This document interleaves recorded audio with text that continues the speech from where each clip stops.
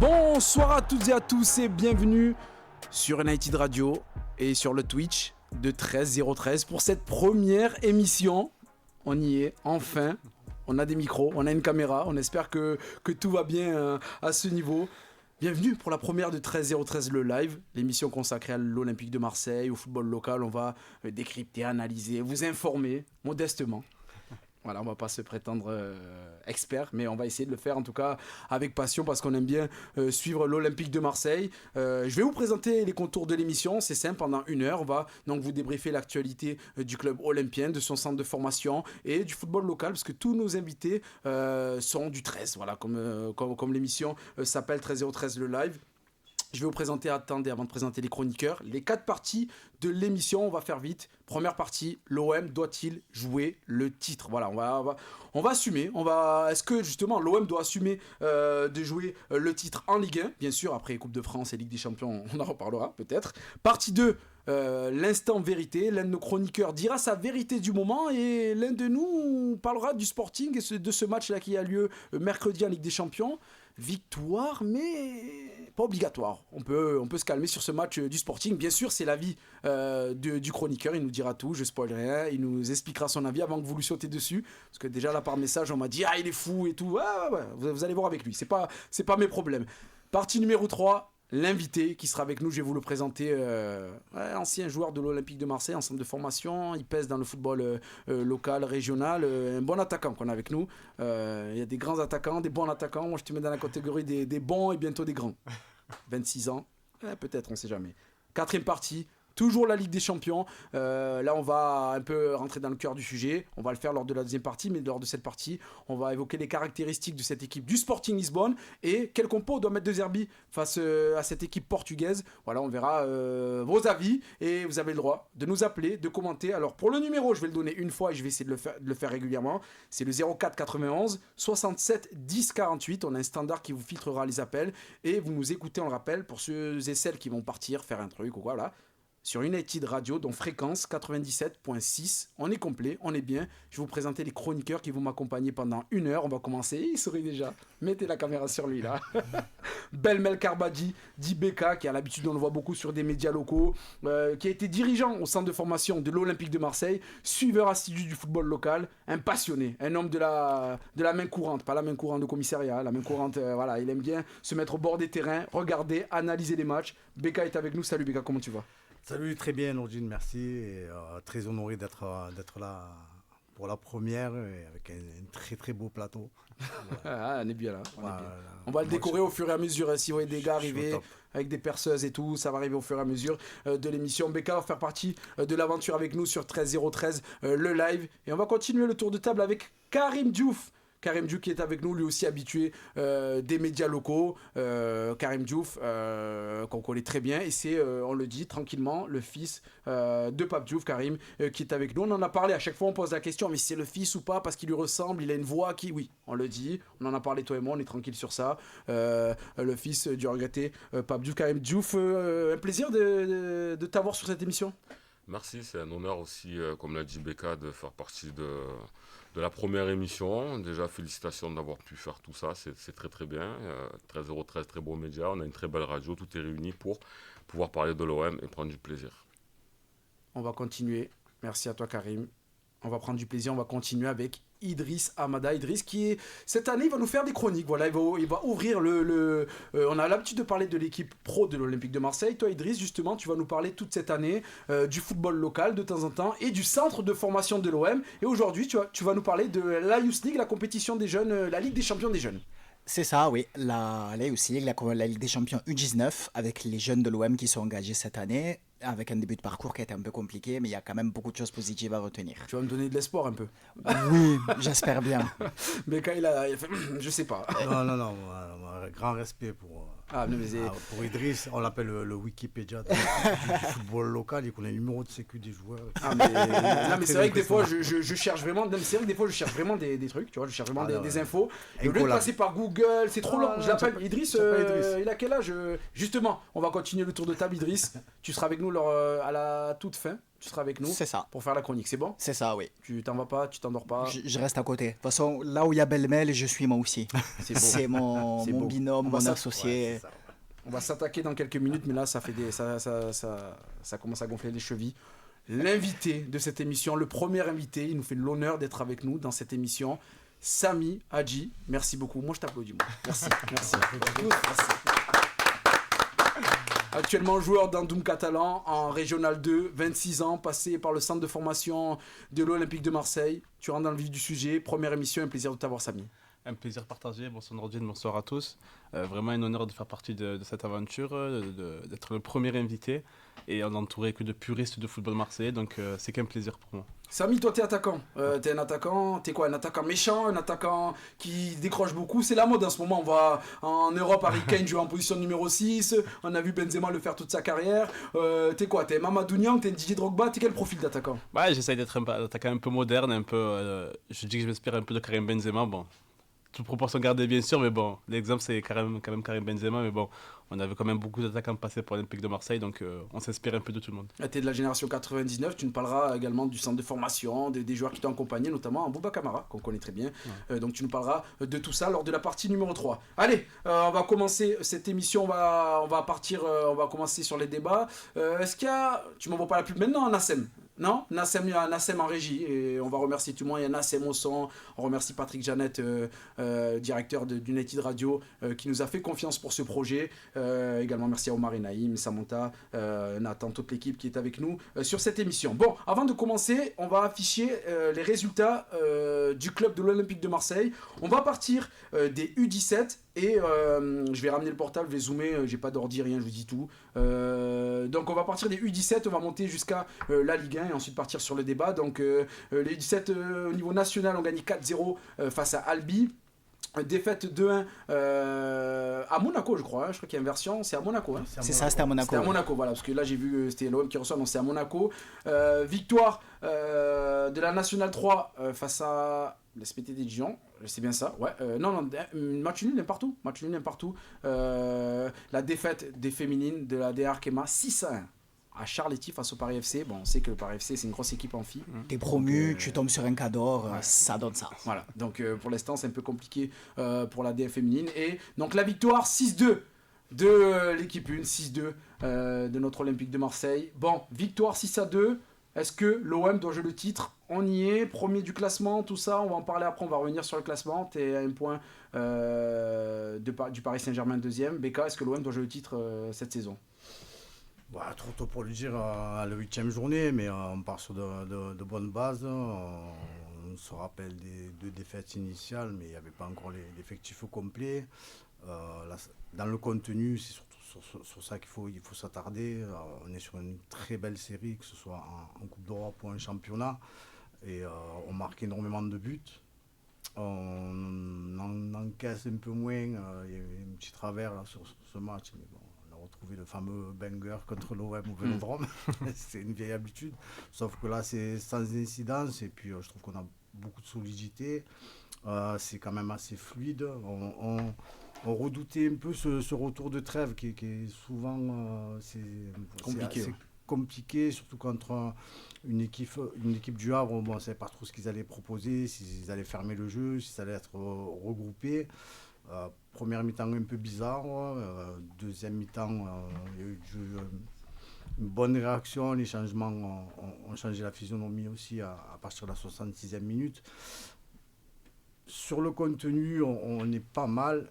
Pour moi, à la 8e journée, parler de titre à proprement parler, moi je me souviens, je vais faire mon ancien. Rapide, après justement on va revenir sur le contenu précisément, là juste vraiment sur la question générale sur le classement et après on reviendra précisément sur le match en lui-même face au Havre. Dans un passé pas très lointain, la 8e journée, le classement était vraiment anecdotique, donc on propose de belles choses, il faut rester dans cette lancée-là, mais c'est un marathon, c'est pas un sprint. Vas-y Karim. Moi, je pars du principe que ça serait indécent que l'OM ne joue pas le titre dès l'instant où le championnat démarre. On est l'Olympique de Marseille, on doit avoir une ambition qui est grande. Ça ne veut pas dire qu'on doit absolument se dire qu'on va le gagner, mais comme le dit le proverbe, la volonté accomplit les actes. Donc, Un club qui fait guichet fermé, 65 000 personnes, qui met des moyens, se doit de jouer le titre. Maintenant, là où il faut être vigilant, ça va être l'émotion et la communication que tu vas mettre autour. Donc, moi, quand des joueurs rentrent dans la première journée de championnat, on est fait pour être haut. Il y a des clubs qui ont déjà été champions dans la décennie qui s'est écoulée. Je pense notamment à Montpellier, Monaco, Lille. L'OM n'est pas moins bon que ces gens-là, que ces équipes-là. L'OM a une histoire beaucoup plus grande. Le Paris Saint-Germain peut fauter, donc il faut partir avec cet état d'esprit. Après, si maintenant tu te retrouves à la 8e journée avec déjà 15 points d'écart face à Paris, effectivement qu'il faut revoir les ambitions. Moi, je dis que le club a le droit de le viser parce que sinon, dès que le championnat commence, on donne la coupe à Paris et on ne joue pas. Si personne n'a l'ambition de concurrencer Paris, ça serait vraiment dramatique, je le répète, pour un club comme l'OM. Maintenant, moi, c'est la communication qu'il y a autour. Si maintenant, dès le départ, tu n'as pas une équipe tu n'as pas travaillé pour avoir un effectif complet, digne, capable de pouvoir concurrencer le Paris Saint-Germain, et que tu vas dans les médias et que tu dis je joue le titre, là, il y aurait une véritable contradiction dans ce que tu dis. Maintenant, quand le travail est fait, que l'effectif est bon, intérieurement, j'espère que De Zerbi dit je veux vous voir premier le plus longtemps possible. Maintenant, sur là où on en est aujourd'hui, on est à la 8e journée de championnat, c'est à peu près 25% De la saison. Ouais. de la saison.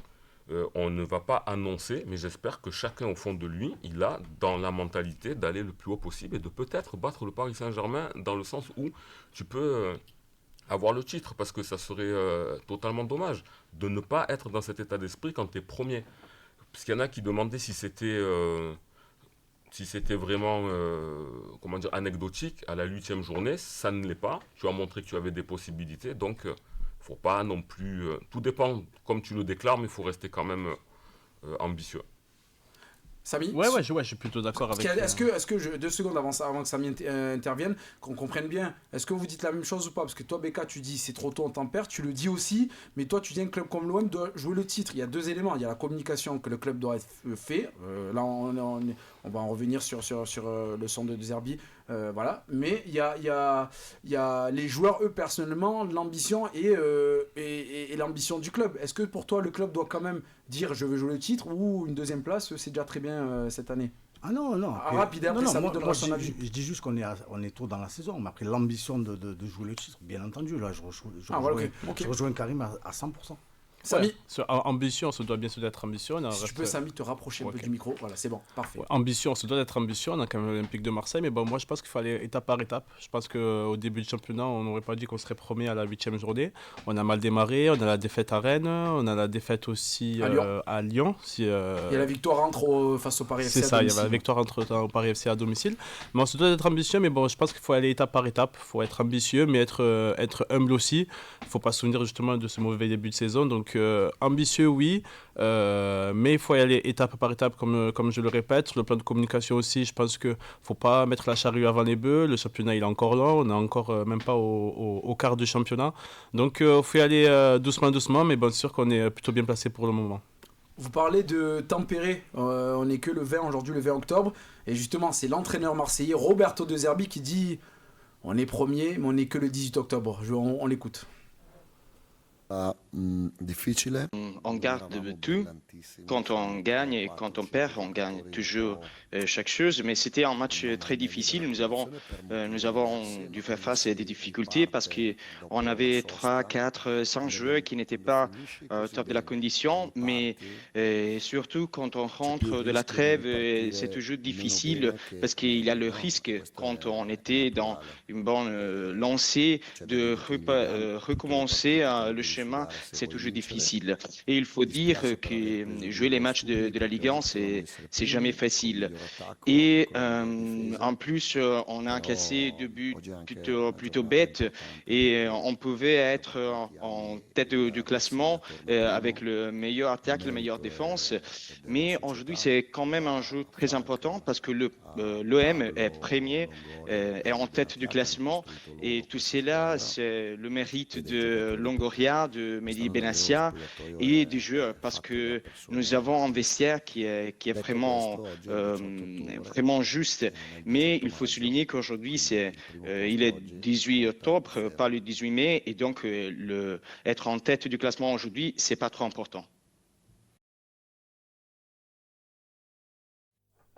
comme l'a dit Becca, comme vous l'avez tous dit, il est un peu comme vous sur cette lignée-là. C'est-à-dire être premier aujourd'hui, c'est pas important. Mais est-ce que ça doit être... est-ce que le club a raison déjà de pas trop assumer cette ambition au niveau de la communication? Parce qu'on se rappelle, j'ai cherché toute l'après-midi et je m'étais souvenu, et surtout un ami à moi m'a aidé, que j'embrasse, il va se reconnaître, Roberto De Zerbi, l'année dernière, à 13 journées de la fin, il avait dit, l'OM était un peu mieux classé, avait fait une belle série, il avait dit, on doit penser à jouer le titre. Il n'avait pas dit on doit jouer le titre, il avait dit ça doit être dans un coin de nos têtes. Est-ce que là, du coup, c'est un revirement parce que au final, il voit qu'il a le groupe, donc il se dit il y a peut-être moyen, je vais faire baisser la pression de mes joueurs, ou il est sincère, il pense vraiment que l'OM ne doit pas penser à ça actuellement? C'est de la com ou pas? Pour moi, il y a un peu de com. Pour moi, il y a un peu de com. Je pense qu'il fait ça un peu pour enlever de la pression aux joueurs, pas trop. Parce que je pense pas qu'il dans l'effectif, il y a beaucoup de joueurs qui ont joué le titre, hormis peut-être Pavard. Sinon, de tête, je vois pas d'autres joueurs qui sont habitués à jouer le titre. Donc, je pense que c'est plutôt de la communication pour enlever cette pression au groupe et aux joueurs. Et c'est plutôt bien fait de sa part. Une stat de notre ami Yacine Mergoum, avec qui je prépare l'émission, qui nous a sorti, voilà. Le Paris Saint-Germain n'a jamais remporté le championnat 5 fois de suite depuis l'RQSI. Tu parlais justement, c'était toi Karim, tu parlais des titres de Montpellier, c'était lors de l'arrivée des Qataris, c'était juste à la période où ils sont arrivés. Il y a eu donc Monaco. Et plus récemment Lille, Monaco en 2017 de mémoire et Lille en 2021, c'est ça. Donc est-ce que justement, là on va pas parler du Paris Saint-Germain, mais quand je vous pose la question est-ce que l'OM doit jouer le titre, c'est pas forcément la forme seulement de l'OM, c'est qu'en face Paris a des blessés, traîne un peu sa saison dernière, on le voit là actuellement, à chaque fois qu'il joue contre un adversaire plutôt de bon niveau, sauf Barcelone en Ligue des Champions, ça galère. Est-ce que c'est pas pour ça aussi que l'OM doit se dire que cette année il y a moyen? On l'avait dit aussi l'année dernière qu'il y a un coup à jouer. Le Paris Saint-Germain perdait Kylian Mbappé, donc on se dit peut-être que c'est l'année où on peut jouer quelque chose. Mais bon, on a rapidement vu que le PSG grappillait des points rapidement. Ils ont fait de longues séries. Donc on avait dit aussi ça l'année dernière, mais ça va dépendre. Ça va dépendre. On sait qu'ils vont récupérer les blessés, ils vont réenclencher une série, ils vont quasiment pas perdre beaucoup de points. L'OM, on sait que je pense pas qu'ils vont faire un sans faute non plus, hein. On l'espère. On l'espère, mais bon, je pense pas qu'ils vont faire un sans faute non plus, donc va falloir être attentif à la situation du Paris Saint-Germain, parce que je pense que c'est un secret pour personne. Si au jour d'aujourd'hui le Paris Saint-Germain fait une saison à 100%, il n'a pas de blessés, il gagne le championnat. C'est pour ça que justement c'est pour ça qu'il y a cette donnée à rendre compte. Toi Karim, tu penses que ça va jouer la méforme de Paris? Bien sûr que ça peut jouer. Après, il faut prendre en considération que quand c'est l'OM qui est devant, Paris a un comportement tout à fait différent par rapport à d'autres, a tendance à vouloir vite se remettre sur les rails et ne pas laisser les Marseillais s'échapper, parce que c'est quelque chose qui se pardonne moins. Ensuite, par rapport à De Zerbi... Plus de pression à Paris, quoi. De laisser passer les Marseillais. Quand Lille a été champion, les supporters parisiens le prennent moins bien mal que si c'était l'OM. Et les joueurs eux-mêmes aussi, on voit qu'ils sont des fois gonflés à bloc quand c'est nous. Pour revenir sur De Zerbi, moi je pars du principe en fait qu'il a appris à connaître l'OM. Attention, ça fait 1 an qu'il est là, il a vu tout ce qui peut se passer, il a vu que quand tout va bien, ça peut partir en cacahuète d'un coup, l'affaire Rabiot. Il a vu aussi que des fois tu peux aligner de bons résultats suivis d'une défaite et d'un match nul. Il voit que les Marseillais sont émotionnels et que ça peut vite aller. Donc moi je pense que il sait qu'il a un groupe beaucoup plus puissant, qu'il a un banc beaucoup plus profond pour aller plus loin, mais il a appris à connaître Marseille. Il y a déjà eu des divergences entre lui, Benassia, Longoria. Il sait que c'est très fragile, je le pense aussi. L'OM il a dit en plus, c'est quand tout va bien qu'il faut s'inquiéter à l'OM. Exactement. Il a raison, il connaît bien la ville. Il s'est vite adapté. Exactement. Vite adapté. C'est pour ça qu'il a raison de mettre le frein à main, mais ça ne doit pas l'empêcher, lui, c'est ce que je voulais dire tout à l'heure, de le croire. Même si Paris revient en forme, tu gagnes tous tes matchs, Paris gagne tous tes matchs, admettons, tu perdais 2 fois contre eux, il n'y avait que 6 points d'écart. Là, tu as pris déjà 3 points sur eux. Si tu bats tout le monde, ce qui est capable d'être possible, Paris fait pareil. C'est pas parce qu'ils ont des milliards qu'à un moment donné, au mois d'avril, il doit y avoir 15 points d'écart. C'est pour ça que moi, je suis dans l'état d'esprit que l'OM doit jouer le titre, même s'il n'est pas facilement accessible. Et que si ce n'est pas le cas, il n'y a pas de drame si on ne l'a pas eu. Je n'aurais peut-être pas posé la question de l'année dernière ou les années d'avant. Tu me parlais, Samy, du championnat de l'année dernière, mais là, la donnée de Karim est factuelle. L'OM a gagné cette année face à Paris. Donc déjà... non, mais c'est vrai, il y a ces fameux matchs, parce qu'on dit toujours match à 6 points, et des fois, on ne comprend pas pourquoi. Mais la différence entre la victoire de Paris et toi, c'est 6 points, et cette victoire-là te fait même oublier au classement la défaite à Rennes, la défaite à Lyon, justement, ça te remet même dans le coup. Toi, Becca, justement, t'es aligné avec Karim. On a parlé globalement du titre. De Zerbi, c'est de la com, on est un peu tous d'accord sur ça, qui protège son groupe, etc. Mais est-ce qu'il y a un chemin qui est plus accessible que les dernières années?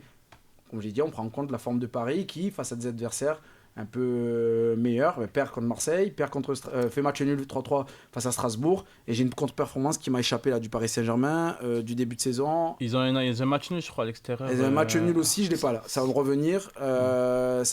En tout cas, ils gagnent face à Toulouse, face à Angers, face à Nantes. J'ai un résultat qui m'a échappé là, du Paris Saint-Germain, mais il y a eu des bugs là récemment. Donc, Brest, il me semble. Brest ? Je sais pas. Il me semble que c'est un match nul à l'extérieur. Je l'ai pas. C'est un trou de mémoire. Paris a fait un bug. Je demande un peu à Nathan là, qui est pas loin. Tu me diras. Vas-y, Becca, pardon.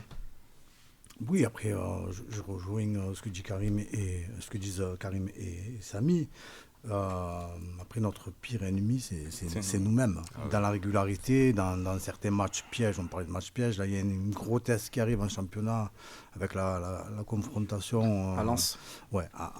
Contre Lens chez eux. Ça va être un très bon test. Et on est à fond dans la communication quand même. Parce que l'an dernier, il est moins sûr de son karaté que cette saison. Là, il a une grosse profondeur de banc. D'ailleurs, on le ressent directement au niveau des changements qui te font basculer un match. Et contrairement à ça, à Paris, il y a des séries de blessures, il y a certains joueurs qui paraissent être dans la retenue, parce qu'il ne faut pas oublier que l'an prochain, il y a une Coupe du Monde qui se profile. Le facteur X, ça va être leur mercato hivernal, parce que suivant l'écart qu'il peut y avoir, à tout moment, ils peuvent dégainer le chéquier. Mais nous, si on reste dans cet état d'esprit et dans cette régularité, il n'y a pas de raison qu'on lâche quoi que ce soit jusqu'à la fin. Et ces fameux matchs pièges, je pense que cette saison, on les aborde tout autrement. Ouais, tout autrement. Et comme tu l'as dit, Becca aussi, un effectif qui est plus pléthorique. Tu as vu le banc. Là, malheureusement, Medina s'est blessé. Mais tu vois, l'année dernière, tu te disais comment tu vas le remplacer. C'est vrai que là, on peut réinjecter facilement en fait. À chaque match, il y a une solution. Si lui ça va pas, on peut remplacer par un autre. T'as des jeunes qui sont bien placés pour le savoir, Samy. Tu as des jeunes qui paraissent prêts. Vaz, à chaque fois qu'ils rentrent. Qui performent surtout. Qui performent. Justement, vous me parlez de performance. Je vais vous calmer. Justement, vous êtes lancés. Regardez, on va afficher le classement de Ligue 1. Donc après 8 journées, je vais faire comme les anciens. Je vais avancer comme ça. Je vais regarder. Bon, l'Olympique de Marseille leader avec 18 points, 17 points le PSG, ensuite deux équipes en 16 points, donc Strasbourg 3e et Lens 4e, donc ce match est importantissime ce week-end face à Lens. Ouais, dis-moi. Et il y a un facteur à ne pas oublier. Laissez le classement affiché pendant que Becca parle. Certes, on n'est qu'à la 8e journée, mais je pense qu'à la différence de but, on met 10 ou 11 buts d'écart contre le 4e. Donc à ce stade-là, mettre 11 buts d'écart à la différence de but, c'est quelque chose qui est énorme. Ça fait un point. C'est quasiment un point. À la fin de la saison, ça va compter. Lens a 12 buts marqués et 7 encaissés. L'OM a également 7 encaissés, mais 21 buts marqués. Donc du coup, 9 buts d'écart, c'est... à ce stade-là, c'est quand même énorme. Énorme. On va parler justement, vous parlez de performance, s'il y a des joueurs sur lesquels il faudra compter tout au long de la saison. Le cas Greenwood, il revient à chaque fois, j'ai l'impression que c'est le marronnier Greenwood, on envoie Greenwood, on dit juste Greenwood, les gens parlent. Il y a des thèmes dans la vie, c'est un sujet facile. Hein. Ah ouais, mais là pour le coup, il met 4 buts. 4 buts ce week-end lors de la victoire 6-2, on le rappelle, face au Havre, mais on a aussi en tête son retour défensif fait en mode tranquillou face à Yacine Keshta lors de ce but et cette ouverture du score du milieu de terrain havrais. On retient quoi de Greenwood? On se dit, bon, il a 4 buts, il peut nous apporter justement ça, ou on se dit, bon, mon pote, tu peux quand même nous apporter plus défensivement. Voilà que... Dans un tel match, moi je retiens les 4 buts, je l'applaudis. Je lui dis juste, défends-mieux la prochaine fois. Et je passe à autre chose. Quand un gars, il t'apporte ce qu'il apportait là, si maintenant tu avais fait un partout, c'est différent. Mais là, il a tellement apporté sur le match en lui-même. Il a marqué, il était dans tous les coups, qu'aujourd'hui, tu ne peux pas lui parler de son retour défensif. Même si quand il marchait, il s'est dit, Inch'Allah, que O'Reilly, il arrête, parce que là, je ne me sens pas. Ça se voyait trop qu'il n'avait pas envie. Et même l'autre, il s'est dit la même chose aussi. Parce qu'on parle de Greenwood, le recul frais à la cage d'Oreilly. C'était un recul.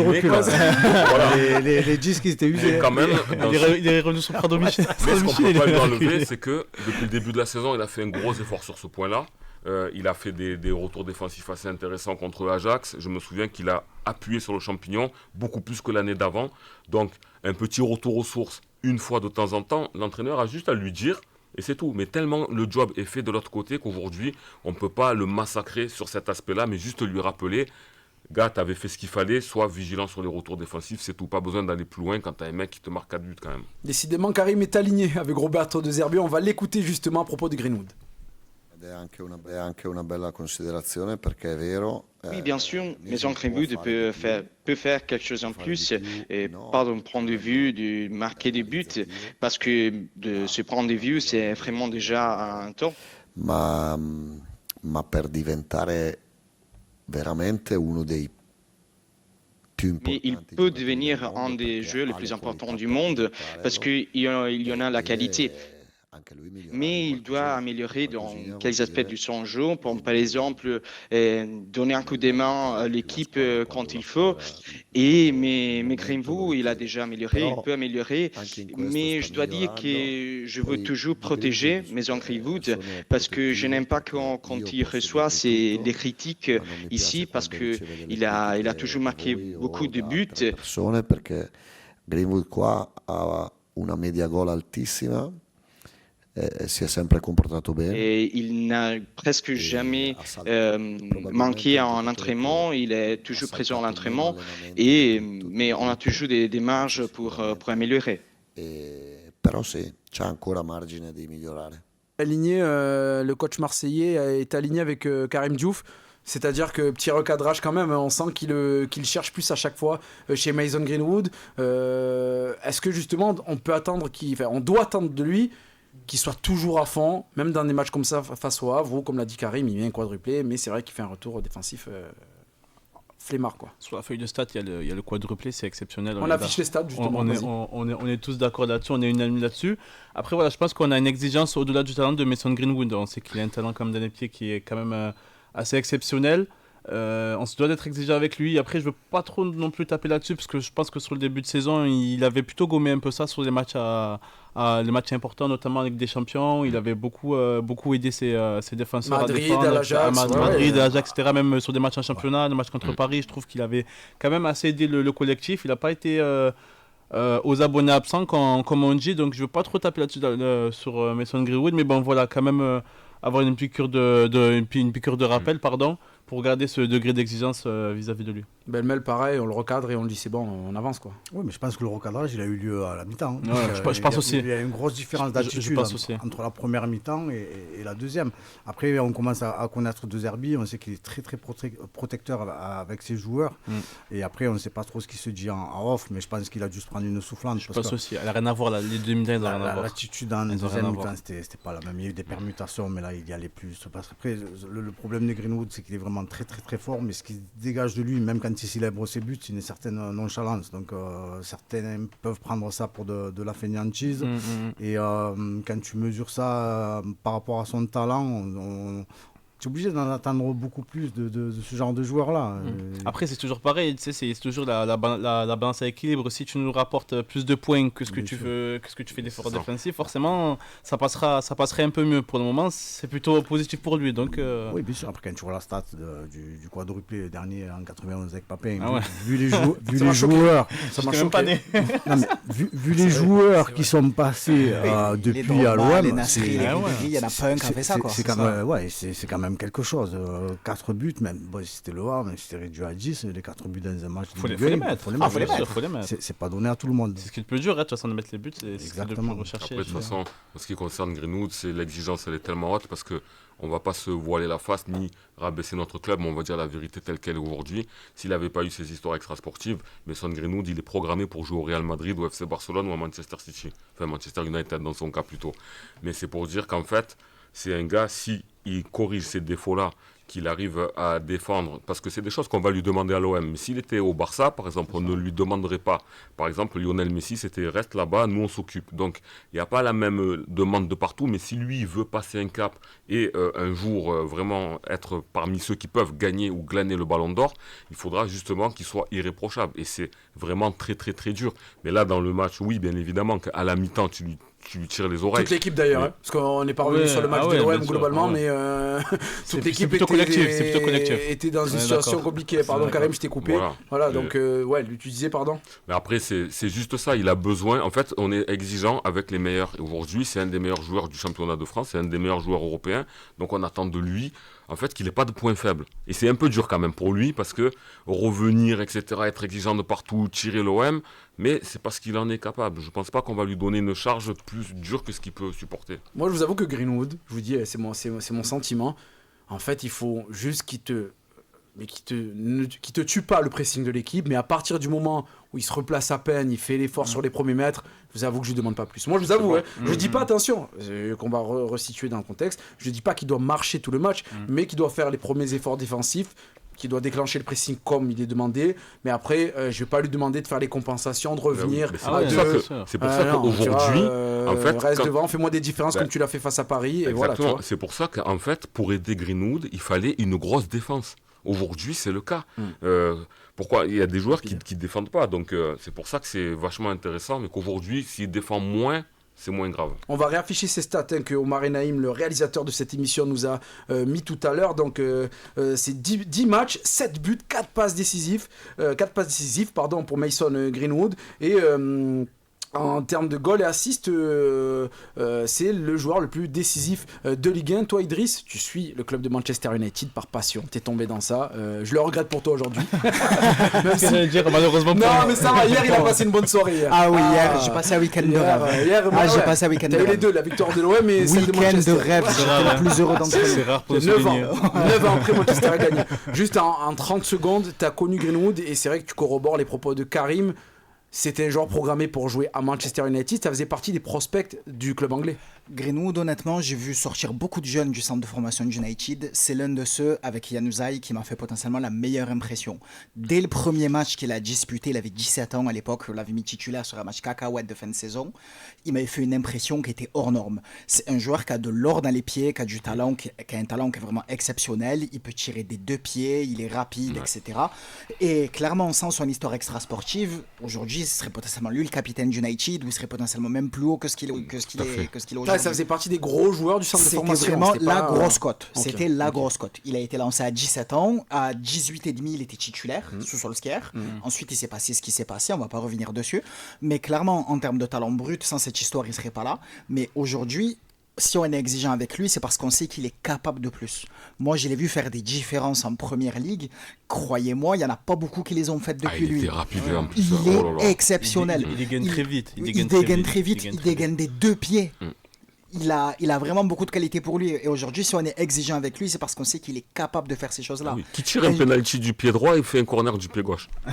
Un joueur dont on sait qu'il est... le temps Oui. d'arrêt sur le penalty du pied droit. Un joueur moyen dont on sait qu'il n'est pas capable, on va lui dire fais ce que tu sais faire et tu y arrives tant mieux, tu n'y arrives pas tant pis. C'est ça. Lui, on en attend plus parce qu'on sait qu'il peut en faire plus que les autres. Même sur l'enchaînement, Vas-y. il est phénoménal. Sur la passe de Robinho sur décalage, il fait un contrôle, mais ça Ouais, va à une magnifique. vitesse. Il fait des J'aime bien, contrôles, il a une espèce de- même le défenseur a... Ouais, il est- c'est ouais, il non, fait- c'est fort. ouais. On est J'aime bien content. ce pied, on dirait. Ouais, voilà, je fais mon but. On dirait le passe du pied, il a une main, tu sais, c'est contrôle-tir. Ouais, c'est en- bon. Ouais, en c'est deux c'est touches. très c'est cheville fluide. flexible Ouais, voilà, un peu, exactement. ouais, je vois ce que tu veux Tu sais, dire. c'est une impression visuelle, tu peux pas l'écrire, tu peux pas la Ah ouais, data, c'est- pas l'analyser, bien mais sûr. il a une espèce de flipper. fluidité dans sa Il avait- cheville. Il avait Zidane un peu, ce côté.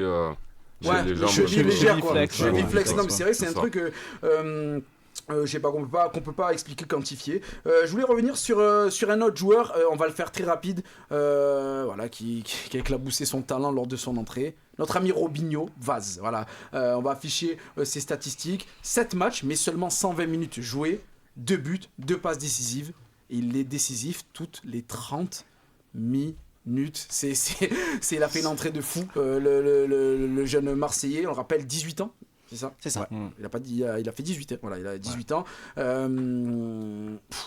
Juste un tour de table là comme ça, Robinho Vaz. Est-ce qu'il va...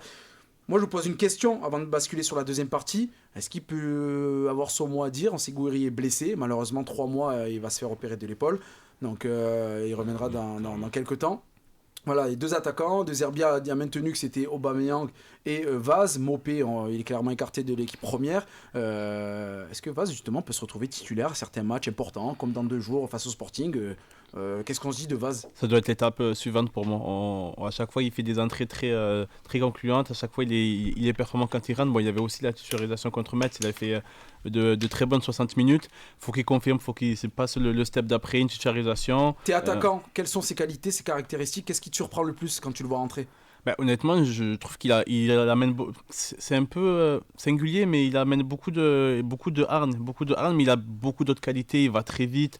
Je trouve plutôt complet. Il arrive aussi à combiner avec ses coéquipiers. Il se dépasse bien dans l'espace. Souvent, maintenant, on a beaucoup d'attaquants qui veulent décrocher, etc., entre guillemets, participer au jeu. Lui, je trouve qu'il amène ce profil un peu différent, un profil un peu à la Aubameyang, mais bon, Aubameyang avec un peu 10-15 ans de moins. Mais je trouve qu'il amène cette profondeur-là. Il arrive aussi à combiner avec ses coéquipiers, donc honnêtement c'est vraiment remarquable ce qu'il arrive à faire, surtout à cet âge-là. Mais en tout cas ça fait vraiment plaisir de voir un jeune offensif. Ça fait longtemps qu'il n'y avait pas eu de jeunes offensifs à l'Olympique de Marseille qui performent comme cela, donc honnêtement c'est vraiment remarquable et je le souhaite beaucoup de succès encore à venir pour le jeune Robinho Vaz.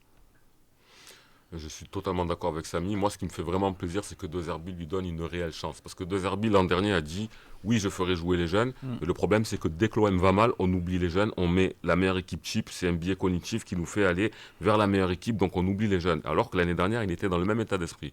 Cette année, là, il connaît mieux la Ligue 1. Et, on lui fait beaucoup plus confiance. Et malheureusement, on va dire que le malheur des uns fait le bonheur des autres. Mandanda ne serait jamais sorti, peut-être, si Carasso ne s'était pas blessé. Donc, on va souhaiter à Gouiri de pouvoir revenir, mais là il va avoir sa chance, il va y avoir la CAN, etc. Ici il continue à jouer son football, en plus physiquement il est bien, qu'il n'y a pas de souci, il n'y a pas de raison qu'il plante des buts, qu'il continue à donner des passes décisives, et tu ne pourras pas dire je le mets sur le banc parce qu'il est jeune. Aujourd'hui il a 18 ans, il a l'expérience. Quelle excuse on pourra donner? Il faudra peut-être compléter avec un autre joueur, mais il a tout à fait les cartes en main. Mais justement, c'est la question. Est-ce que Beka, il faut compléter, se dire bon, je prends un autre joueur d'expérience, ou comme De Zerbi l'a dit, on reste à 2. Le gars fait des bonnes entrées parce que le poids qu'il a apporté sur son entrée, moi, ce qui m'a surpris, c'est pas parce que son jeu de profondeur, on le savait, on le voyait. Oui, bien sûr. Moi, ce qui m'a surpris, c'est son intelligence quand il a gardé le premier ballon. Il a calé. Quand il a calé, il a mis la remise. Écartez-vous, laissez-moi. Ok, le pivot. Moi, c'est ça qui m'a surpris, c'est qu'il a cette capacité quand même à garder le ballon, dos au jeu, et derrière lui, il y avait des joueurs comme Sanganté. C'est un très bon joueur. C'est un beau papa. C'est un beau papa au Havre, Sanganté, faut se le farcir. Gauthier Loris était sorti. Le Havre était à 10, ok, mais quand même, Beka. Ah non, il est très complet comme joueur. Et puis il amène une espèce de vent de fraîcheur. C'est ça. En dehors de ça, tu vois, dans l'état d'esprit, il est toujours positif, toujours souriant. Même s'il rentre pour 10 minutes, il va se donner à fond. Et il rend la confiance que lui donne De Zerbi. À un moment, il fait un tacle défensif là, sur le côté. Là. Et tu vois, les tacles qui réveillent le vélodrome. Tu sais, les supporters, ils ne demandent que ça, les supporters. Non, mais il y a de la fraîcheur. Ouais, exactement. Il est souriant. Exactement. Il t'amène de la positivité en plus de sa jeunesse. Puis on va pas se mentir, Aubameyang, il aurait pu la tenter. Ah ouais. Tu sens que ça lui faisait super plaisir de le faire marquer. Tiens, celle-là, elle est pour toi, petit. Je suis d'accord. Et on verra si c'est une alternative technique, tactique de Zerbi, peut-être de jouer à 2 des fois devant, parce qu'il a peu fait cette saison, il a même jamais fait depuis qu'il est à l'OM. Donc on verra si Robinho Vaz va être aligné de plus en plus. On en parlera de toute façon dans la 2e et 3e partie. Justement, on va y arriver. La partie numéro 2, Nassem, mets-moi un petit jingle, mets-moi quelque chose. Je te surprends. Nassem, il est réveillé là. Nassem en région, on va mettre une caméra que sur toi, Nassem.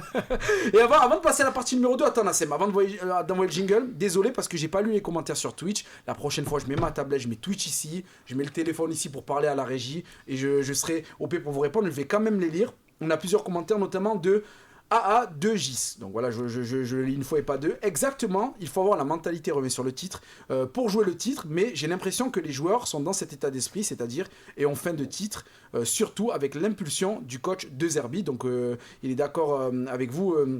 Notre ami sur Twitch et Fred OM 1393 sur Twitter qui nous dit lutter bien sûr, mais quand tu vois que le PSG a 3 fois le budget de l'OM, tu sais que ça devient compliqué, que ça va être compliqué. Tous les supporters de l'OM rêvent du titre, j'imagine, mais certains sont réalistes. Moi, pour moi, il y a 2 choses. Il y a les supporters, pour moi, quand tu es supporter de l'OM, nous, on est suiveurs, on est journalistes, chroniqueurs, journalistes. On est dans des rôles où on doit un peu prendre de la hauteur. Mais pour moi, un supporter, même les supporters de Retafe en Liga, ils doivent se dire, moi je vais être champion cette année, entre guillemets. Il doit y croire chaque année, tout le temps. Les supporters se servent du football pour rêver, clairement. Donc eux, ils rêvent de titres, ils rêvent de vivre de grands moments avec leur club, donc eux rêvent du titre et c'est tout à fait normal. Maintenant que le club, comme l'a fait De Zerbi précédemment, garde du calme dans la communication, essaye de faire en sorte de calmer un petit peu les ardeurs de tout le monde, surtout quand on connaît cette ville où on est très fort pour encenser, mais aussi pour brûler ce qu'on a aimé la veille, ils sont obligés de garder ce calme. Je comprends tout à fait la communication du club. Bon, on va passer sur la deuxième partie, l'instant vérité. C'est bon, Nassem, c'est bon pour toi, t'as tout préparé ou pas? C'est bon. Non, le téléphone, on va attendre pour le téléphone. C'est pas maintenant, c'est lors de la deuxième partie. Vous pouvez appeler justement à notre standard, je vais redire le numéro de téléphone. Pour celles et ceux qui nous regardent sur Twitch, on va passer par un numéro téléphonique, parce qu'on est aussi sur United Radio, fréquence 97.6, radio locale sur laquelle on va être toute la saison. On est avec eux et c'est un plaisir. Regardez ce beau studio, ces micros. On est très bien ici. Vous pouvez appeler sur le numéro 04 91 67 10 48. Donc vous pouvez appeler et donner votre avis sur les débats et parler directement aux chroniqueurs au lieu de passer par des commentaires. Mais si vous n'avez pas envie de passer, commentez, c'est déjà très bien sur Twitch et sur Twitter avec le hashtag 13013 le live. On va passer à la partie numéro 2. Jingle, c'est parti mon ami Nassem. United Radio.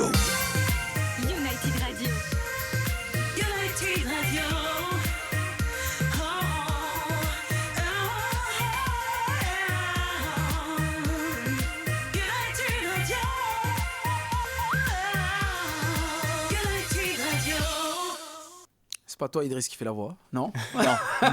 C'est pas toi. Je cherchais dans le studio qui s'est chauffé là pour faire ce beau jingle. Beau déhanché.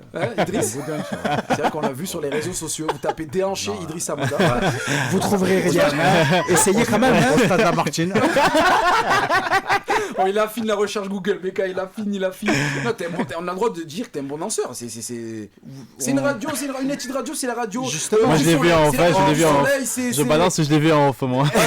Tu l'as vu, justement, on est dans une radio, on est censé informer les gens, leur dire la vérité. Je ne suis pas un bon danseur. Moi, il ne faut pas mentir au public comme ça. J'avoue que j'ai du potentiel. Pour moi, il y a quelque chose. Tu peux. Bon danseur sur autour de la table? Bon danseur? Ah là là. On est plus à l'aise sur le terrain. Samy Hadji qui commence à faire son modeste. Il nous fait son 2 Herbie, tempère. Becca? Ah, écoute, on faisait des concours avant. Tu dois danser, toi, les vraies danses d'anciens. Le Smurf. Ouais, c'est ça. HIP, HOP. Est-ce que ton dos va mieux, Nordine? Non, moi, laissez-moi de. Moi, je pose des questions. Karim, j'ose te poser la question, Karim. Moi, ça s'arrêtait à l'époque du Smurf.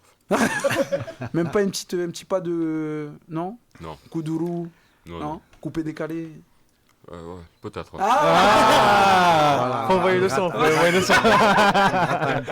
On va travailler ça tout au long de la saison. On va essayer de voir si Karim Diouf, il y a du potentiel chez lui aussi. Bon, partie numéro 2, l'instant vérité. L'un de nos chroniqueurs va vous annoncer sa vérité du moment. Ça peut tout concerner la forme des joueurs de l'Olympique de Marseille. Ça peut concerner un cas individuel. Voilà, tout va être évoqué cette saison et notre ami Becca, Belmel Karbadji, que vous pouvez trouver sur Twitter sur le nom de BK, les lettres. Becca va nous parler de la Ligue des Champions et de ce match mercredi face au Sporting à 21h, diffusé à Canal+. Donc Becca, pour toi, l'OM, résultat, c'est normal que l'OM veut faire un résultat, ambitionne de le faire, mais c'est pas si important que ça. Becca, je vais te laisser... exposer ta vérité et ensuite on accueillera il y a un appel téléphonique qui va vouloir te répondre un invité qui nous suit sur les réseaux sociaux. Oui Becca. Important, oui, ça reste quand même important dans la course à la qualification. Mais ce que je veux dire par là, c'est que c'est la 3e journée, tu fais quand même un gros match au Real Madrid. Tu confirmes ce gros match contre l'Ajax à domicile et là tu tombes contre une équipe qui, en valeur par rapport au début de saison, au niveau des stats, etc., te ressemble un peu. Dans un championnat, sans vouloir dénigrer le championnat portugais, je le trouve quand même un peu en dessous de de la Ligue 1. Là, à l'heure actuelle, ils sont deuxième. Leur seule défaite a été contre Porto à domicile, il me semble. On va y revenir lors de la 4e partie. C'est quand même une équipe qui a planté 20 buts, qui en a encaissé que 5.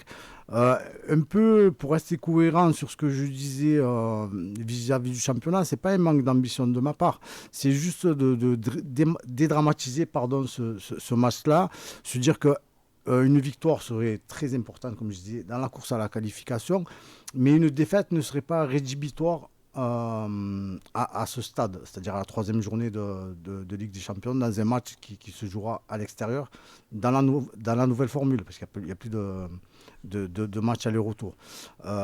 Mais quand même, ça serait bien de confirmer notre très bonne série depuis cette défaite qu'on peut qualifier d'injuste contre le Real. Une défaite qu'on peut qualifier de fondatrice, parce que, comme disent les autres, les défaites encourageantes, ça n'existe pas. Tu perds. Mais il ne faut pas dramatiser non plus ce match-là. Il y a encore de la place pour se qualifier. Et c'est dans ce sens-là que je dis ça, quoi. Mais voilà, je regarderai le match. Tu vas espérer la victoire en tant que suiveur de l'OM, tu vas espérer la victoire, j'imagine. Exactement, parce qu'en dehors des chiffres, des stats, etc., il y a quand même un gros état d'esprit qui est lancé. Et dans le jeu, il y a quand même la manière. Donc confirmer tout ça, ce serait très très important quand même, mais pas dramatique. Après, juste, il faut penser que nous, les Marseillais, on se rappelle de nos beaux exploits. Penser comme ça, moi je suis d'accord en fait que ça serait pas dramatique si on perd, mais comme on sait que normalement on est au-dessus du Sporting et qu'on leur a mis la rouste il y a 2022. 3 ans, Ouais, 2022. avec Alexis Sanchez, avec aller-retour. Alexis Sanchez, on se souvient, Aminarit, gros match et tout, c'était quand même, donc on a peut-être dans l'espoir de se dire qu'on est au-dessus et qu'on doit le faire. Maintenant, je pense qu'on est tout à fait capable de pouvoir ramener un résultat, mais là où je rejoins Mbeka, c'est qu'effectivement, on ne peut pas gagner tous nos matchs de Ligue des Champions. Le but est d'essayer d'assurer la victoire. On est sur des matchs qui sont encourageants, hein, globalement. C'est vrai que le Real est programmé pour gagner la Ligue des Champions. On leur a tenu tête et on a perdu par rapport à pas mal d'injustices. L'Ajax, c'était le niveau d'en dessous, mais c'est le genre de match qui, il y a 3 ans, tu ne l'aurais pas gagné au Vélodrome, en tout cas pas de cette manière. Maintenant, si à Lisbonne, tu fais un match nul ou que tu perds 1-0, ils sont chez eux, t'es pas au Vélodrome, tu perds 1-0, mais tu as quand même fait du jeu. Voilà, maintenant tu perds 4-0, ta défense elle coule, etc. Il ne faudrait pas que cette éventuelle contre-performance vienne remettre tout en cause. Parce qu'à Marseille, là où il faut être vigilant, c'est qu'on peut montrer très vite dans les émotions positives, mais il faut faire attention de ne pas redescendre. Donc une défaite 2-1, Moutia joue au ballon, très bien, il faut juste que ce soit cohérent avec ce que l'OM propose en ce moment. Bien sûr. Ouais, moi je suis plutôt d'accord aussi, une défaite ne serait pas dramatique. Par contre, on se doit quand même d'être aussi ambitieux. On surfe sur une bonne dynamique, donc je pense qu'il faut continuer sur cette lancée-là. Perdre, je ne l'envisage pas non plus, mais au moins ramener au moins un point à l'extérieur, ça serait bien. Et après une victoire, ce serait vraiment un plus. On va afficher justement le calendrier de l'Olympique de Marseille.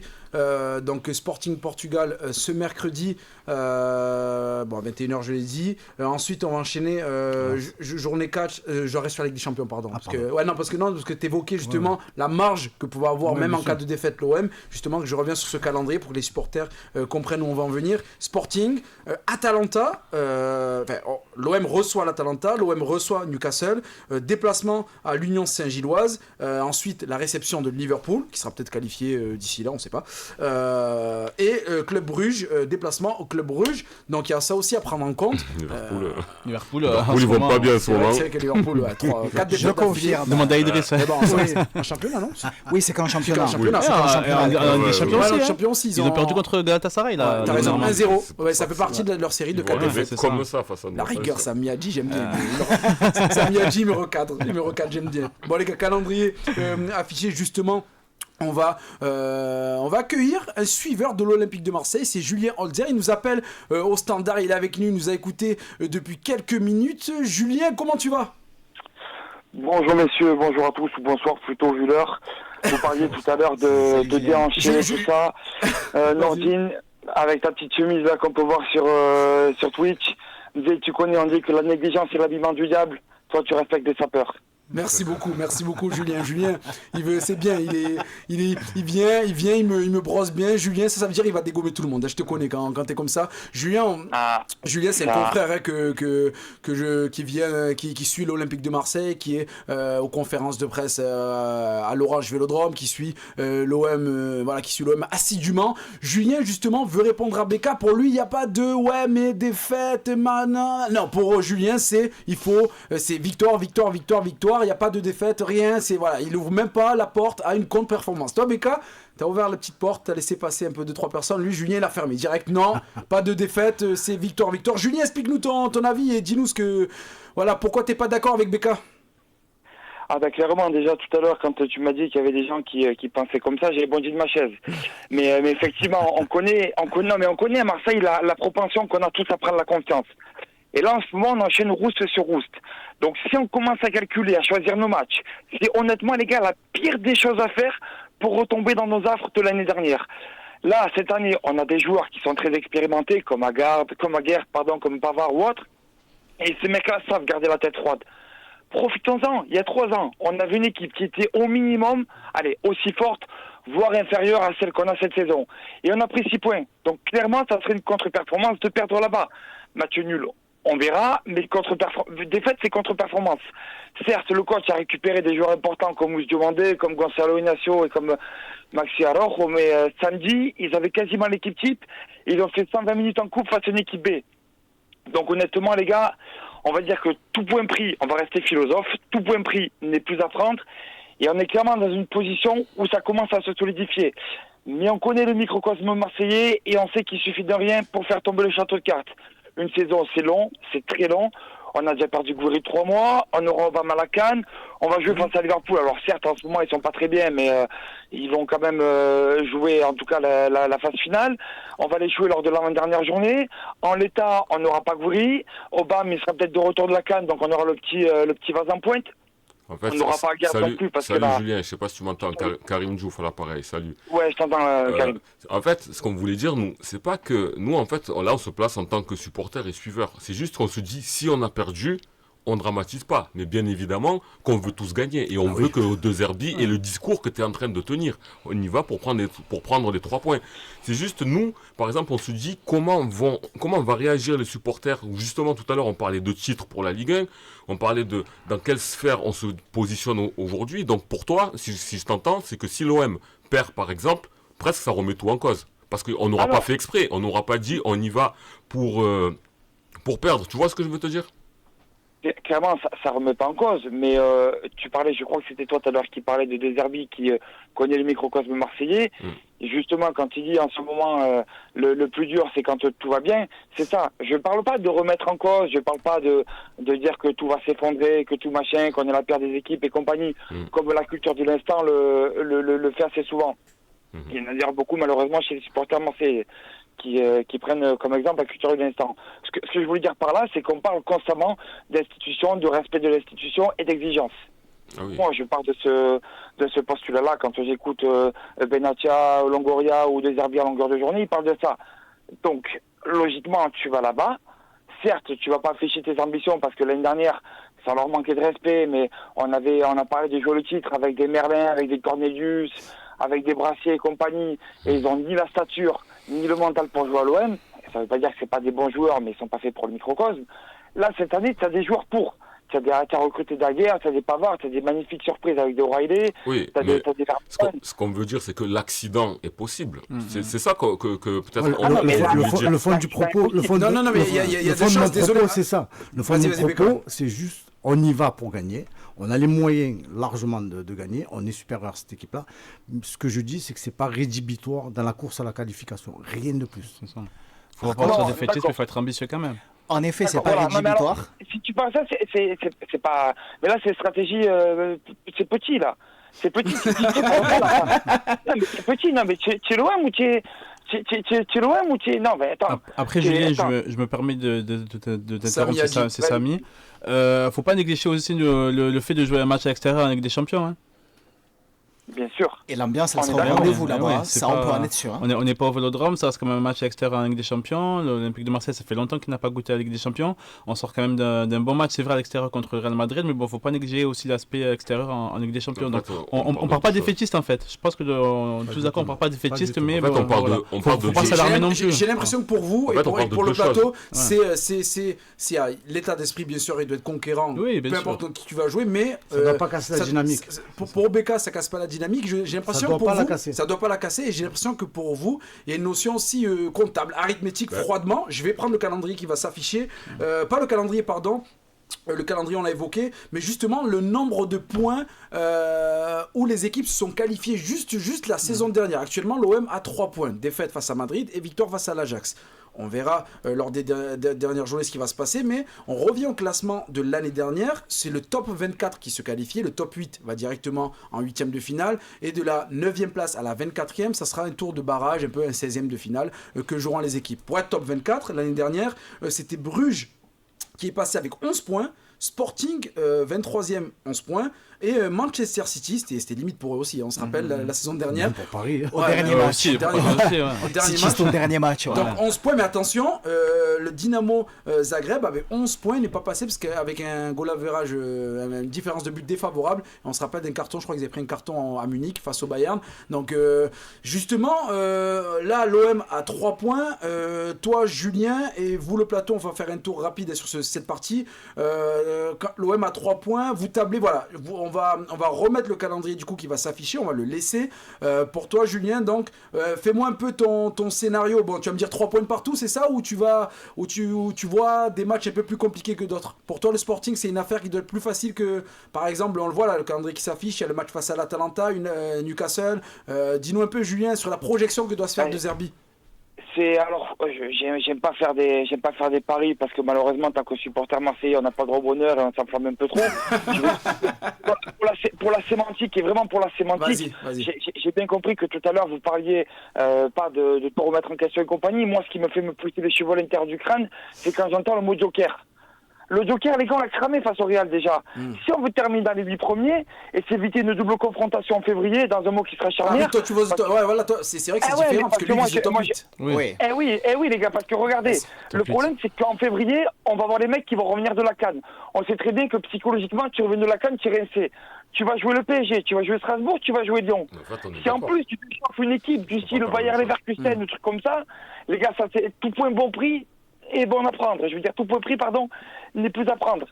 C'est en ça qu'il faut penser. Alors si Les gars, on le calendrier rapidement. Ouais, Vas-y, à rapide. l'instant T, à l'instant T, là on est entre guillemets une des meilleures équipes d'Europe, donc le Sporting on est censé gagner. Bergame, ils sont pas trop au top, ils sont censés potentiellement gagner au nul. Pareil pour Newcastle. Lyon Saint-Gilloise, Pocognoli est parti, espérons qu'on gagne. Liverpool, on va pas s'enflammer, on va partir sur une défaite. Et Bruges, nul, ça serait miraculeux. Ou ça serait bien en tout cas. Déjà. Moi, je penserais Ça le serait bien. contraire de toi. Moi, je dirais Liverpool, je voudrais les enfoncer au Vélodrome, tu vois. Tu vois ce que je veux te dire? Oui. Dieu sait à quel point je ne porte pas spécialement Liverpool C'est ça. dans mon cœur, mais je pense que ça va être compliqué mais quand même. Oui, hein. mais là, les gars, comme il ça va disait être Becca compliqué tout à quand l'heure, même. il disait contre le Sporting, ça va être à l'extérieur et tout. En fait, on parle de deux choses différentes. On parle de l'ambition qu'on veut mettre, mais en fait, nous, on parle de si le résultat mauvais est arrivé contre Vents et Marées. C'est pour ça qu'en fait, on est d'accord avec Julien, en fait, on est tous d'accord. C'est juste comment on le prend. Si après il y a eu défaite, malheureusement, on ne dit pas oui on accepte. Si De Zerbi dit ça, il se fait tirer dessus. C'est pas ce qu'on dit en fait. Ouais, bien sûr. Et Même toi, Becca, dans ce que tu expliques, Le fond de ma pensée, C'est c'est ça. c'est En fait, on est tous d'accord avec Julien. On y va pour le soulever. On voulait... C'est ça. Il a parlé tout doucement, on y va pour les soulever. Tu peux y Bien aller, sûr, tu on y peux va y pour les aller. massacrer.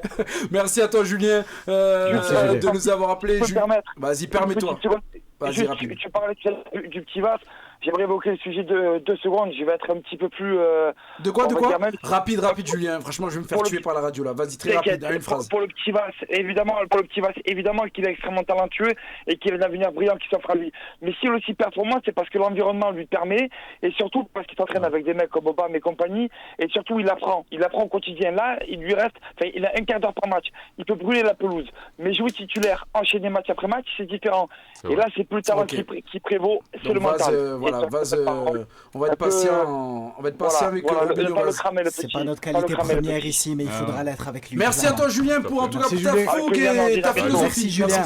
Merci beaucoup Julien Dier qui était avec nous, qui nous a appelé, suiveur de l'Olympique de Marseille. N'hésitez pas à nous appeler, je vous ai donné le numéro, vous le cherchez, le numéro d'United Radio. On va basculer rapidement. On a fini sur la partie sur les projections. Après, on parlera de la composition d'équipe que vous voulez mettre face à cette équipe du Sporting. Partie numéro 3, c'est la partie invité. Jingle ou pas? Nassem, je l'ai surpris. Allez, c'est parti, jingle. Partie numéro 3, l'invité Samy Hadji qui est avec nous. United Radio. United Radio. United Radio.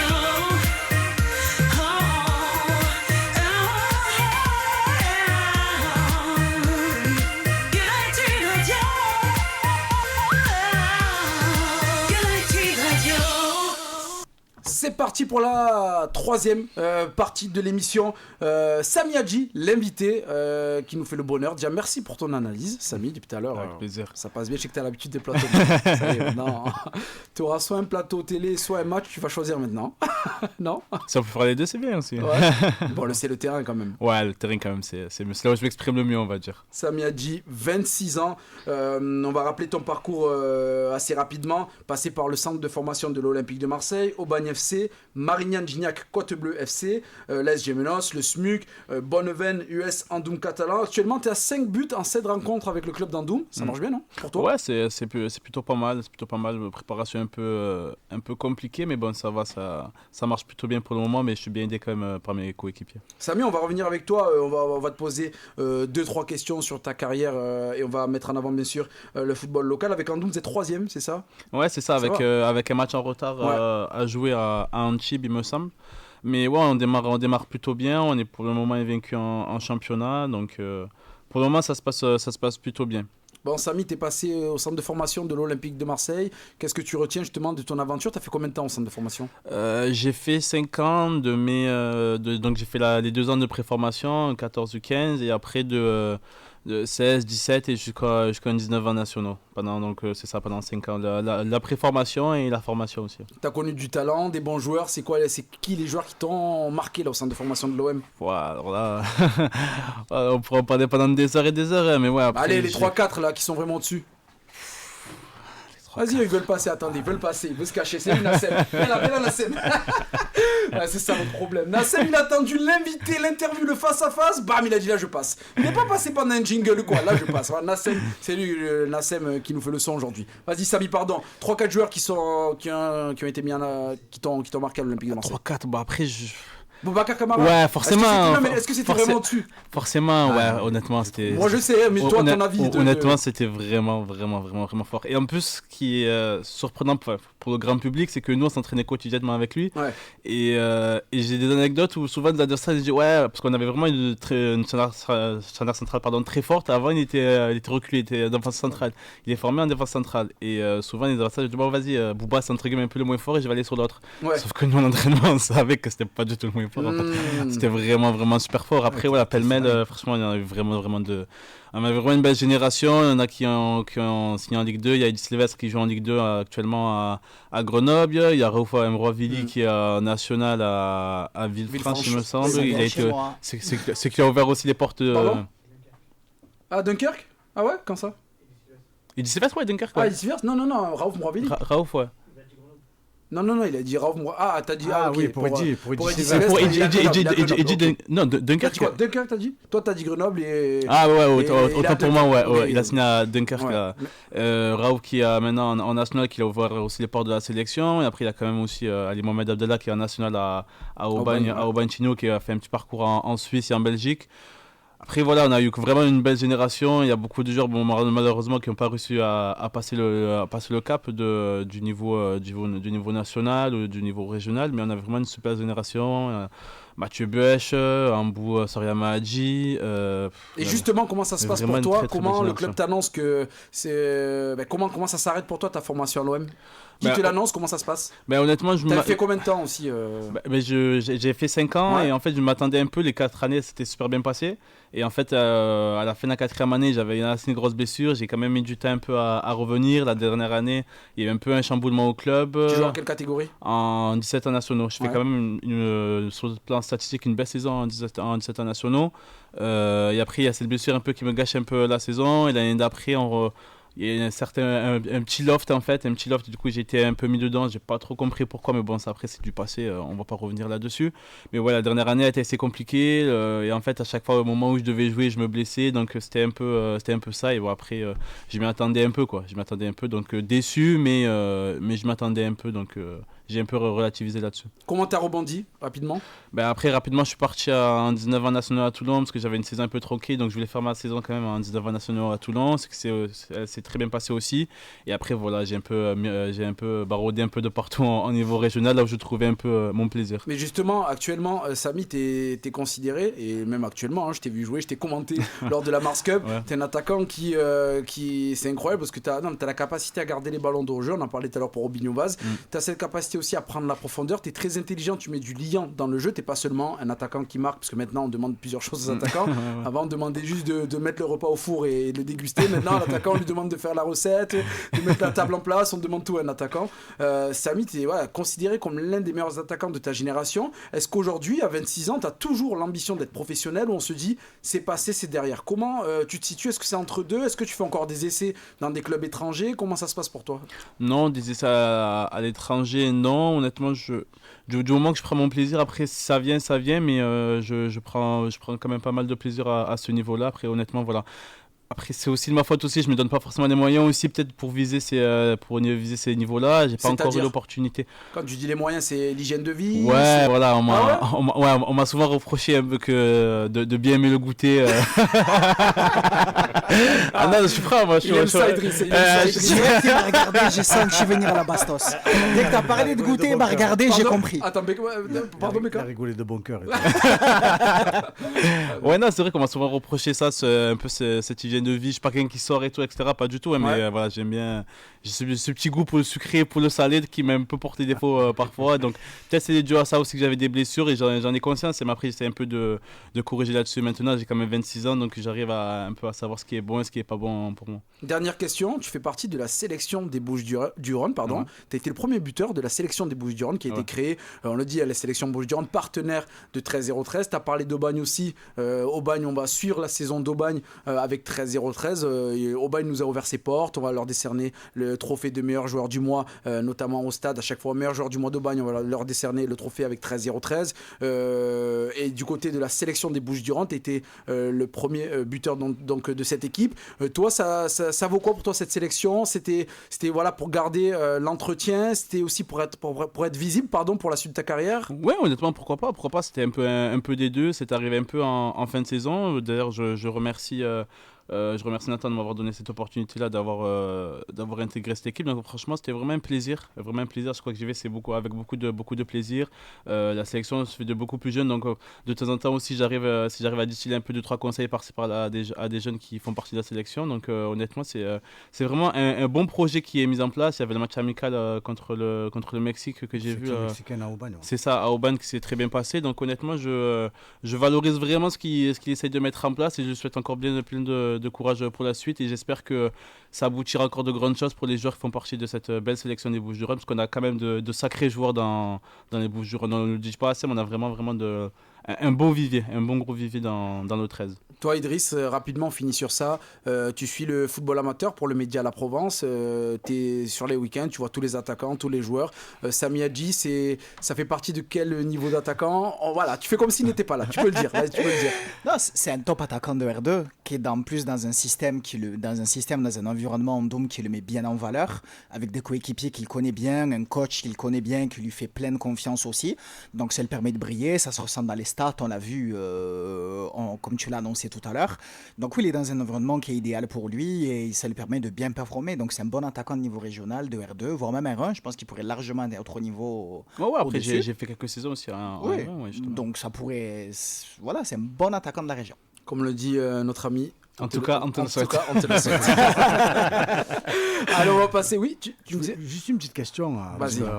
Après, on enchaîne, Becca. Je disais à Samy qu'on s'était croisés à la commanderie, à Lebert, etc.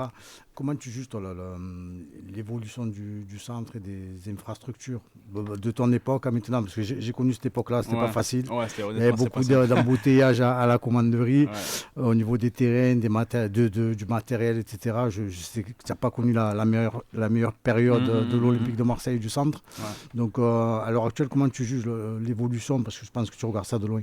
Ouais, je regarde ça toujours d'un œil assez attentif. Même ça m'arrive de temps en temps d'aller voir des équipes réserves, des équipes de jeunes, etc. Honnêtement, c'est vraiment bien ce qu'ils ont essayé de mettre en place. C'est vraiment bien, que ce soit au niveau des structures, des terrains. Ils ont refait tous les terrains. En plus, pour l'anecdote, ils ont refait tout le terrain quand moi je suis parti. Donc j'étais un peu.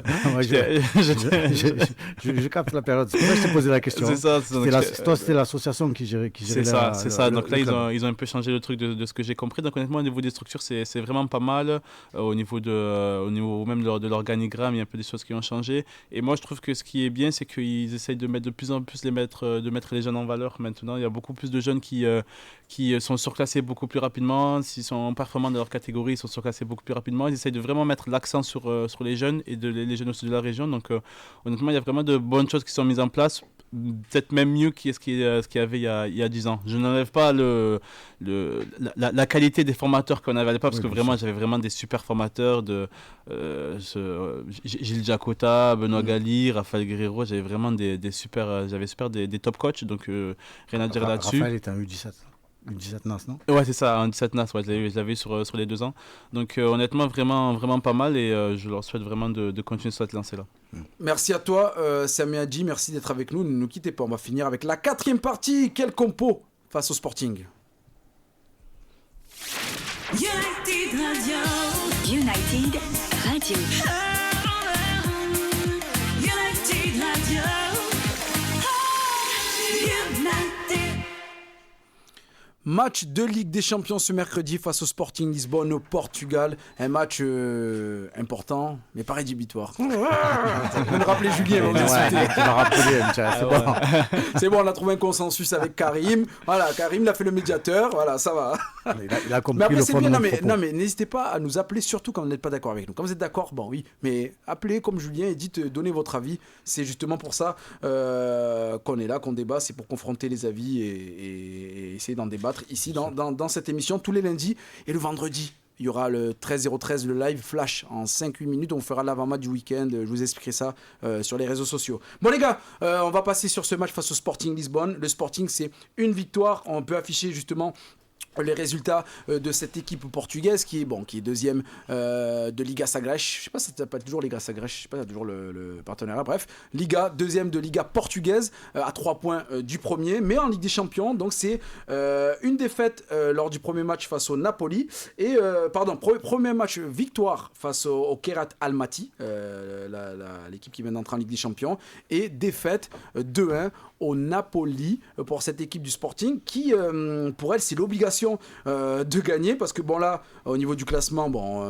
une victoire, une défaite sensiblement comme l'Olympique de Marseille, et encore il se retrouve pas mal. Le Sporting 14e, donc l'OM est 12e, on le voit dans le template qui s'affiche, et on remercie Nassuf pour les templates. Mais ensuite voilà, cette équipe du Sporting a joué 120 minutes face à Pacos de Ferreira en Coupe du Portugal, qualifié bien sûr, mais voilà, donc et il y a le média Abola qui dit que c'est une victoire importante, parce qu'on voit le calendrier justement de cette équipe du Sporting, c'est le match face à l'OM, ensuite ils vont en déplacement à la Juve, qui tourne pas très bien, mais c'est quand même la Juve, et réception de Bruges, donc ça c'est pas mal le calendrier. Il y a le Bayern aussi, non Yacine? Il y a le Bayern aussi, ils vont au Bayern, ils vont à Munich ou pas? Bon, en tout cas, ils jouent le Bayern. Peu importe, tu vas à Munich, tu les reçois, c'est chaud. Voilà, le Bayern. Donc, voilà pour le calendrier du Sporting. Pour eux, il n'y a pas de mais important. Non, c'est victoire obligatoire. Ils ont quand même la pression avec ce calendrier. Bon, quel compo face à cette équipe du Sporting? On a Medina blessé qui a été remplacé dans la liste par Ulysse Garcia. On a Kodogbia également qui n'est pas revenu de son pépin physique. Amine Gouiri, on l'a dit, il va se faire opérer, il est blessé. Et le 4e, Ahmed Junior Traoré, qui est blessé, dis-moi, oui. c'est bon, ça va. Ahmed Junior Traoré, qui est également blessé. Les gars, on va commencer par toi, Karim, avec tous ces éléments. On sait que Dezerbi aime bien changer. Vermeeren est rentré dans l'équipe. On fait quoi là? On fait quoi? Rapidement, dis-moi la composition que tu veux voir alignée face à cette équipe du Sporting Portugal. Moi, je vais mettre la meilleure. Je mettrai donc Rudy dans les cages, Pavard à droite, Balerdi à garde. À gauche, je mettrai Emerson, donc même si Garcia a été récupéré, mais je mettrai... Après, au milieu de terrain, je mettrai bien Vermeeren. J'ai vraiment envie de le voir parce que c'est un joueur qui apporte beaucoup. On l'a vu récemment. Pas assez de temps de jeu, mais j'aimerais le voir dans un match qui est à sa portée. Je reposerai Gomez, je garderai Holzberg. Et du coup, il te manque un troisième milieu. Tu mettrais Vermeeren. Je mettrais avec Holzberg ouais. et puis O'Reilly. Et donc les trois devant, Obama, Pachiao, Greenwood. Obama, exactement. Ok, bon, déjà, on va pas faire toutes les compos. Est-ce qu'on est d'accord avec cette compo ou... Non, attends, toi, Becca, d'accord? Non, moi, 100% d'accord. Ok. J'aurais mis la même. Non, ouais, moi, honnêtement, je vois pas forcément. Pour moi, ce qui est le plus malléable, ça reste le milieu de terrain. Honnêtement, le milieu de terrain avec Holberg, O'Reilly et Vermeeren. Vermeeren a joué qu'un seul match deux matchs, il est entré à Madrid, il a joué titulaire face à l'Ajax, mais on l'a pas vu après. Après, est-ce que... Moi j'aime bien ce joueur, c'est mon chouchou, j'aime trop le profil et tout, mais factuellement on l'a pas vu le gars. Honnêtement c'est vraiment bon, mais après est-ce qu'il manquerait pas un profil qui donne un peu plus de lien entre le milieu et... Il faut le comparer avec Gomez, si on préfère qui? On préfère Gomez ou Vermeeren sur ce match-là? Avec la forme actuelle, c'est vrai que Vermeeren, il n'a pas beaucoup de temps de jeu, mais Gomez, il ne donne pas forcément satisfaction non plus sur ses dernières prestations. Donc, je pense Gomez, là, j'ai l'impression que c'est dur. Ouais, c'est dur, honnêtement, c'est dur. Il avait vraiment bien démarré sa saison, dans un poste un peu plus reculé, d'un meneur de jeu un peu un régista, un meneur de jeu un peu reculé. Mais j'ai l'impression que l'arrivée de O'Reilly, de Vermeeren, la concurrence, elle a plus fait peur qu'autre chose. Elle a un peu mis à mal. Elle n'a pas réussi à gérer ça, je trouve. Je sais pas ce que tu en penses, Becca. 100% d'accord avec toi. Et j'ai l'impression que ça le fait. Avant, il jouait spontanément et il gamberge. Il réfléchit beaucoup. Sur son premier ballon, j'ai eu la même réflexion. Sur la préparation, les matchs de préparation et au début du championnat, il jouait spontanément. Ça allait à 2000, il se mettait entre les lignes, il était dispo. Et là, je sais pas, il perd beaucoup de temps balle au pied. C'est que même les choses simples, même les passes, parce que Gomez, on l'attend là où il y a du trafic dans le dernier tiers du terrain, c'est-à-dire là aller trouver des angles de passe plutôt compliqués. Là, c'est vrai que même les choses simples, il les réussit pas. C'est la confiance. En fait, là aujourd'hui, on est dans ce qu'on a toujours voulu à l'OM, mettre les gens en concurrence. Il a vu qu'O'Reilly commençait à avoir des stats, à monter. Ben lui, malheureusement, dans son mental, c'est un petit peu plus dur. Donc c'est ça le haut niveau, il y était déjà avec Lille, tout ça, mais aujourd'hui, il y a une exigence forte dans ce milieu de terrain, il va falloir qu'il remonte, parce qu'il a du potentiel, on l'a vu, mais Vermeeren, O'Reilly, Holzberg qui remonte, Gomez, il est un peu sur le côté. Pas de Timothy Weah, les gars? Après on arrête? Non. Je le ferai rentrer, moi. Je le ferai rentrer. En cours de match. Non, on arrête. En cours de match. Alors tu peux peut-être même, hein. Moi, je serais fou. Je serais capable de le mettre à la place de Paixão parce qu'il avait fait un très bon match face au Real Madrid à gauche. Et tu peux faire rentrer Paixão parce que j'ai l'impression que Weah peut être plus décisif que Paixão. Ok, donc toi... c'est possible avec du recul. Weah, c'est un peu celui qui est en balance à chaque fois dans ces matchs-là. Sur un profil de transition, je cadrerais quand même Paixão. Rapidement, les gars, je vous remercie pour cette partie. On va faire quand même la chronique d'Idriss. Il nous l'a préparé sur la Youth League, la compétition des jeunes de l'Olympique de Marseille. En 1 minute 30, tu vas nous dire ce que va jouer l'OM dans cette compétition et qui il faut suivre, Idriss, dans sa Youth League. Oui. Désolé pour l'accent Youth League, j'ai pas fait d'effort. Hein. Your English is really not on point. So, alors, comme tu l'as dit, qui dit retour de la Ligue des Champions, je suis retour de la Youth League, la Ligue des Champions U19, qui se dispute sur un format calqué sur la Ligue des Champions originale. Et comme la C1, cette compétition est prise au sérieux par le club, puisque de nombreux joueurs habitués du groupe Pro 2, voire même carrément du groupe Pro comme Daryl Bakola, font partie du groupe aussi de la Youth League. Malgré ces renforts importants, l'entame du tournoi a été difficile pour les Minots. Défaite 3-2 à Madrid lors de la première journée et 5-3 face à l'Ajax Amsterdam, les jeunes olympiens n'ont pas encore décroché de victoire dans cette compétition.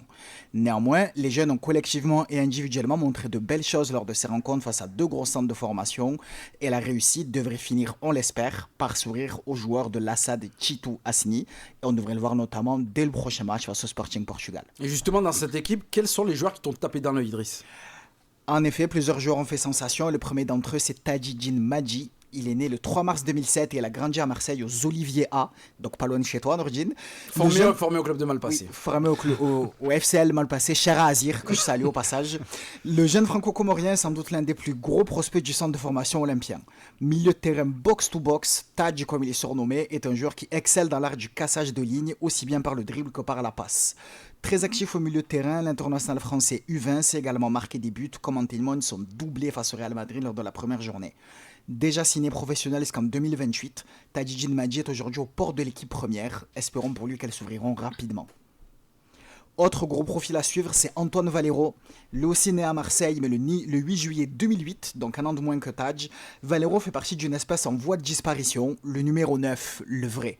Joueur longiligne d'à peu près 1m85, surpuissant et doté d'une belle frappe du pied gauche, Antoine Valero est un attaquant dans le sens le plus noble du terme qui ne vit que par le but. On parlait tout à l'heure des attaquants qui mettent la table, etc. Lui, il vient, il mange. Okay. Voilà, il vient, il fracasse tout. Surclassé dans toutes les catégories ou presque à l'OM, Antoine Valero n'a pas encore trouvé le chemin défilé en Youth League, mais a marqué 3 buts en 6 matchs en U19 nationaux. International français en U18, Antoine Valero dispose d'un profil très apprécié des scouts. Nul doute que de belles choses l'attendent à l'avenir à lui aussi. Ouais, merci beaucoup Idriss pour cette chronique. Voilà, vous avez été éclairé sur cette Ligue des champions des jeunes et on verra parce qu'il y a des gros clubs quand même de la compétition. Ça va être difficile pour l'OM. Il y a du gros club, Idriss. Il y a du gros club. Il y a le Barça qui l'a gagné 3 fois. Tu as de gros clubs formateurs comme Benfica, comme l'Olympiakos qui est tenant du titre, si je dis pas de bêtises.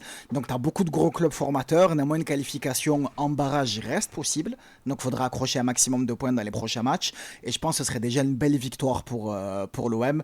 On sait qu'on a eu des difficultés dans la formation. Le projet redémarre un petit peu récemment, donc il faut laisser du temps et pas s'attendre à gagner de tels tournois d'entrée. Merci beaucoup Idriss Hamada pour cette chronique. Merci à vous d'avoir été avec moi pour cette première émission de 13-0-13 de live sur United Radio et sur le Twitch 13-0-13. Merci à toi Ben Melkarbadji, Beka. Merci Nordine, merci à tous. Merci à toi Karim. Fais un peu partir le jingle, mets un peu d'ambiance pour la fin là. C'est un peu le générique de l'émission un peu en fond là quand même, un peu d'ambiance. Je remercie les chroniqueurs, je remercie Beka, je te remercie à toi Karim d'avoir fait la première avec moi. C'est un plaisir de t'avoir eu. Moi aussi, parfait, impeccable. Sami Hadji, notre premier invité, t'as été bon en interview. T'as été très bon même. Je note. Il a pas transpiré, rien. Mais t'as dû mettre du tac.